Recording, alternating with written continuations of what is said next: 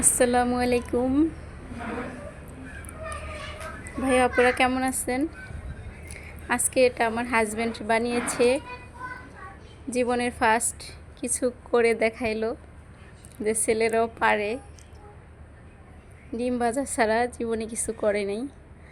আজকে আমি নামাজ পড়ে একটু কোরআন পড়তেছিলাম, তো দেখি নুডলস ভেঙে কাঁচামরিচ, পেঁয়াজ, ধনেপাতা, একটা ডিম ভেঙে সব মিক্সার করে তারপরে তেল দিয়ে যে বড়া বানিয়েছে।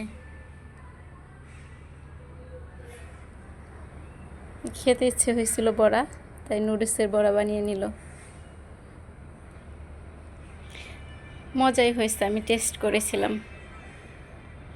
রাফি, কেমন হয়েছে তোমার বাবার বড়া বানানো? ভালো হয়েছে? তাই ছেলে বলছে ভালো হয়েছে। বাই বাই, আল্লাহ হাফেজ।